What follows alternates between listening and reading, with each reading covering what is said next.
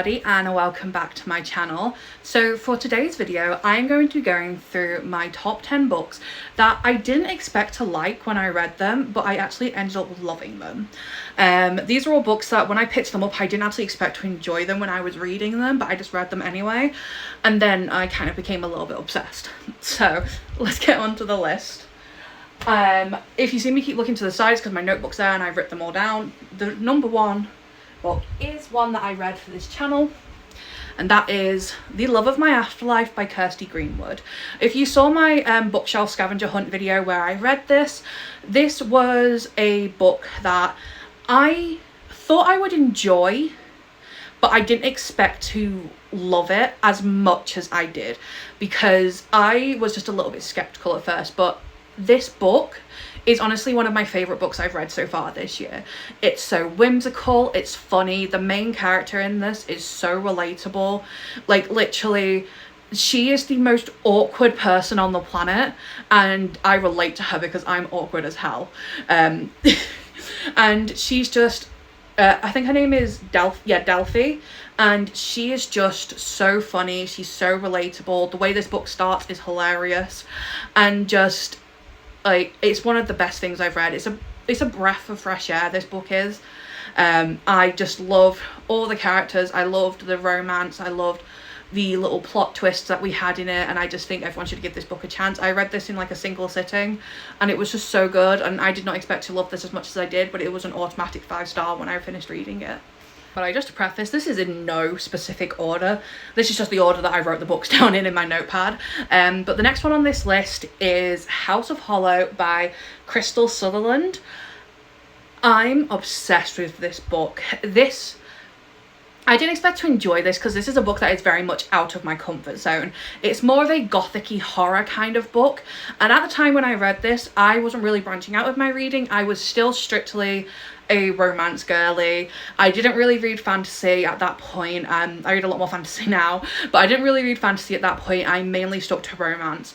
And I won't lie, I bought this book because it had flowers on the cover. That is the only reason I bought it. But when I read this, when I tell you, I was obsessed. This book is so good. I love the characters. The plot twist at the end threw me.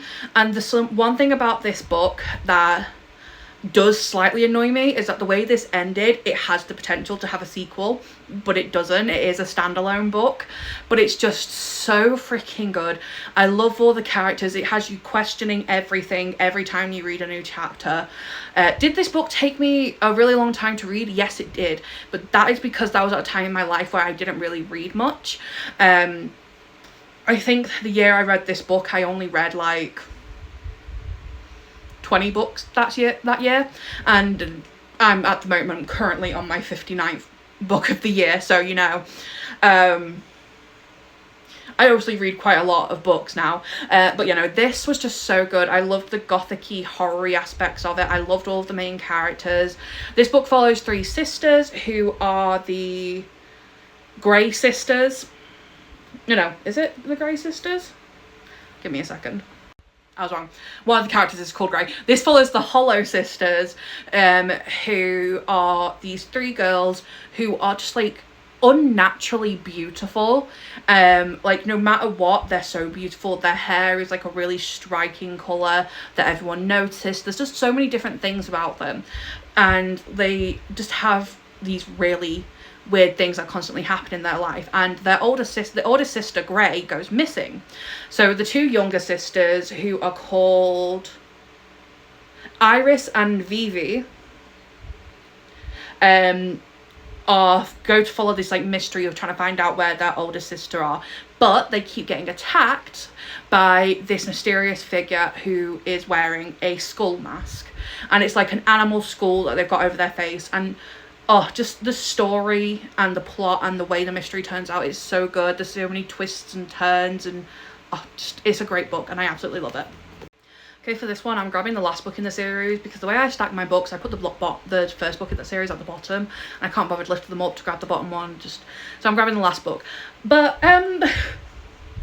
this may shock some people because of my literal shrine to it, but I did not expect to like the ACOTAR series at all. I've mentioned this on my channel a few times. I owned the first book in this series 3 different times, and I sold it each time, and I was like, I'm not going to enjoy this, I'm not going to read it, it's going to be boring, I just bought it because of TikTok. I very quickly ate my words, because I fucking devoured this series, then followed by the Throne of Glass series, and now the Crescent City series. But I did not expect to love ACOTAR, because at that point in my life when I first read this, I didn't read fantasy books. I read romance. And it's only been in the last year that I've started reading fantasy. But I'm now slightly obsessed with fantasy. It's one of my favourite genres. My top 2 genres now are romance and fantasy. So I did not expect to love this series, but once I got into it, I fell in love with the characters, their dynamic, the whole found family aspect of it. I loved the fantasy. I found it was very easy to read and digest, because that's something I was worried about with fantasy, that I wouldn't be able to digest it very easy, but this is a very good starter series, I think, because it focuses more heavily on the romance than it does the fantasy aspect, but it still gives you that fantasy aspect if you want it, whereas obviously like Throne of Glass is a bit more high fantasy with a romance subplot. But these characters, this world, this magic system, everything about it, I was completely obsessed, and I'm still obsessed. And the fact that book 6 in this series is probably due to come out next year just fills me with so much serotonin, because I need to continue. I need to know what happens next, okay? I just need it, because just these characters, this world, the relationships they all have with each other, just incredible.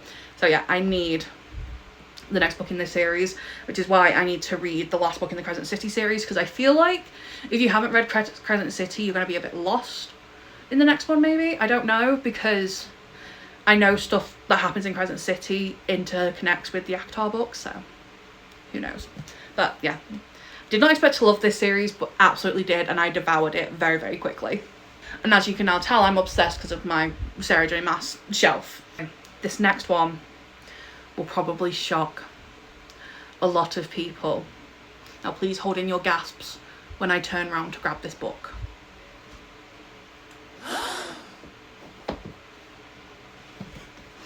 Now, I know, okay? It's a shock because of how much I obsess and talk about the Boys of Tommen series, okay? When I first picked up this series, I was of the mindset that what romance book needs to be over 500 pages? This entire series. The fact that I thought I would not enjoy this series, I want to go back and slap past Natalie and be like, what on earth were you thinking? Because this is the most phenomenal thing I've ever read. This is one of my all-time, if not my favourite series. I love these characters so much. I have such an attachment to them that it's not even funny. It's not funny how much of an attachment I have to these characters and these books. The fact that I don't even know when the next book in this series is coming out severely breaks my heart. And also there's new editions. Do I already own the books? Yes. Is there new editions with sprayed edges coming out that I'm also going to buy? Yes, because I have no self-control, and when I'm obsessed, I'm obsessed. So you know, but yeah, I expected to hate this series because I was of the mindset, what romance book needs to be that long? Fantasy makes sense, romance, no. I wish these books were longer. It's an obsession that is unhealthy, and when these characters hurt, I hurt. But you know, I have to obsess about something, and it's going to be this series. Okay, up next on this list of books that I didn't expect to like but I actually loved, we have the Maple Hills trilogy by Hannah Grace. By the point that I had went to read this book, I'd been burnt by many BookTok books. There was a lot of BookTok books that I just did not like. I really just didn't enjoy the characters or anything to do with them. And I was really hesitant to read this. Now I'm absolutely obsessed with this trilogy. I love this. The third one, Daydream, is my favourite in the trilogy. But this series is just so good. Is it the biggest masterpiece ever to have been written? No, it's not. But is it fun, spicy, and has great characters and yet again a good found family plot? Absolutely yes. This series is so good. I love the relationships, not just between the couples, but the relationships the people in the couples have with the other people in the groups. Like Anastasia and Henry's relationship is one of my favorite things on the planet. Just icons, absolute icons. I love this book, I love this series, and I just think everyone should read it. Like, if you want just like a quick, spicy, fun time, go for this series, just because it's literally only 3 books. The characters are really good and it's very easy to read. So yeah, I absolutely love this series. And even if you don't like Icebreaker, give it a chance for the other 2 books in the series, because Wildfire and Daydream are also just incredible. Okay, the next one is another one I quite literally have basically a shrine to. The Powerless trilogy. This one is for the exact same reason that I didn't think I would like Maple Hills. I've been burned by BookTok too many times. There's plenty of BookTok books that I tried to read them and I ended up hating them. So when people kept telling me to read the Powerless trilogy, I was like, no, it's going to be horrible. I don't think obsession is the correct word. I mean, literally, I have all of the hardback editions and then the paperbacks. I'm just waiting for the paperback of Fearless to come out so I can buy that. And the newest book comes out, I think, on like September 2nd. And I need it, and I need to read it. Even though it's from POV of one of my least favourite characters, I'm still going to read it just because I absolutely love this series. But yeah, this series is just so good. I love the characters, I love the world, and even though I'm normally not a fan of YA, this series is a yes from me. I'd say it's on the older side of YA, if I'm being completely honest, because at least I think it's YA. I don't fucking know. I think it is, because like there's not any spicy spice in it. So I think this is just a YA book. Yeah, really good. Love the characters, love the world. I know this book gets a lot of hate, but shut up, okay? This is my opinion. This is my list of books that I didn't expect to like but loved, and this series is just on that list. Not so much Reckless as the rest of the series, because Reckless I didn't enjoy as much, but what can I say? I'm just praying now that the books don't fall over now that I've messed with them, because that tends to happen quite a bit.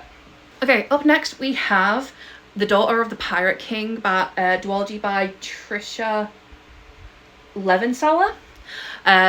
This is the same reason that I have with this one as I do with some of the other books on this list. I read this at a time where I didn't read much fantasy. I was mainly a romance girl. I was too scared to dip into fantasy books. And this one is very mild on the fantasy. This is a YA book. And it's very like mild fantasy, but it's still so good. I love this duology with my entire heart and soul. It's so freaking good. I love the characters. Female pirates. Mwah. Like, do I need to say anything more? Just the main character, Alosa, is so great and I love her. And the love interest in this Ridden, I think his name is. Yeah, I even got my mum to read this duology. Now, she only strictly reads thriller books. She doesn't really like any other kind of books, but she absolutely loved this duology and she read it really quickly. So that just proves that even if you aren't a big fan of like fantasy kind of books and you mainly just read thriller or read romance, this is a good duology to read just because it's so easy to read. The characters are incredible, so lovable. It's got great action in it and it's just so good. I love this. I absolutely love this, and it's just a very good little duology. There's like a 3rd book that came out, but I don't really know if I want to read it, so I'm just sticking to saying it's a duology because the next one that came out doesn't follow the same characters. So okay, this next one I don't own physically, but I am still going to talk about it, and it's a shock that I didn't think I would like this series, but this was my first like reverse harem series that I'd ever read, and that is the Ryan series by Sadie Kincaid. I expected to think this was okay because this was at a time when I was just reading a bunch of random spicy little Kindle Unlimited reads, and I did not expect to love this series, but Jesus, I'm obsessed with it. I love the Ryan brothers so freaking much. Just all of them have their little things about them that just make them so lovable, and I can't pick a favourite just because they all have aspects about them that just make you want to die inside, because you love them so much. I just love the Ryan series with everything in me. And yeah, I did not expect to love this. I did not even really expect to like it all that much. I thought I was just going to be going into a spicy little romance. Little did I know it would become a full-on obsession. God help me. But yeah, no, really good series. Is it a literary masterpiece? No, it's really not. They're just quick, spicy mafia romances, but it's a great series and you should read it if you're in a slump. Okay, for this next one, this one is specifically this book, and that is because it's the second book in a series, but I specifically this one because I did not enjoy the first book. We have Play With Me by Becca Mack. Now, I expected to enjoy this series when I first started reading it, but then I read Consider Me and I really wasn't a fan. I just didn't really like the characters or the plot line or anything about it, so I was just kind of like, we'll move on. And I didn't expect to go back to it, but Em loves this series, so I was like, okay, I will give it another go and I will read book 2. Not expecting to love it as much as I do, but damn. This book and book 4 in the series are my two favourites. I absolutely love these two characters. Garrett and Jenny, icons. I love them. I love their relationship. I love their banter. Just everything about them is just so good. And it was such a flip from Consider Me, because in Consider Me, I liked the main girl well enough. The main guy, Carter, he annoyed me. I'm sorry, that man named his penis and I just really did not vibe with that, if I'm being completely honest. But I did not expect to love this book. I thought I was just going to enjoy it. I expected this series to be a 4-star series for me. Would I say the entire series is a 5-star series? No, but this book and the last one, which is Fall With Me, are both 5 stars, and I absolutely love them, and I love the characters. And I just think everyone should read this series, just because it's great. Even if you don't like book 1, push through to book 2, because book 2 is phenomenal. Okay, and we are now on to my very last one. This is a book that is a repeat of a book that I mentioned in my underrated books video, and that is How to Hang a Witch by Adriana Mather. I absolutely love this duology, and I did not expect to like it when I got it.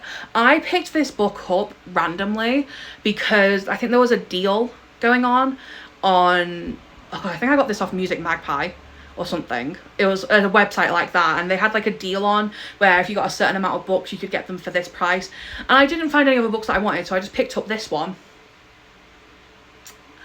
I got this at random, gave it a chance one day because my mum read it and she really liked it, and I was like, oh, I'll give it a go, I probably won't like it. The obsession is real.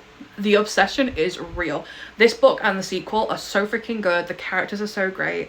If you want a very easy to read witchy vibe kind of book for like the Halloween season, go for this one. Just the characters, the world, the relationships, just everything about it is so good. It's such an easy read. The characters are so good, and just I know I've said so good a lot in this video, but it's just how I feel. Okay, these are my top 10 books that I didn't expect to like but loved, and this is the last one on the list, and it's such a good book and I absolutely love it. And I just think if you want a good witchy book for the October season, because that is fast approaching, then definitely pick up this one just because it's so good and so easy to read. But with that last book talked about, that is it for this video. I hope you guys enjoyed. Please like, comment and subscribe, and hit that little notification bell below so you know when I upload. I now upload every Wednesday at 5 PM with a sit down video, and every Saturday at 4 PM with a reading vlog. But yeah, that is it for today. I will catch you guys next time.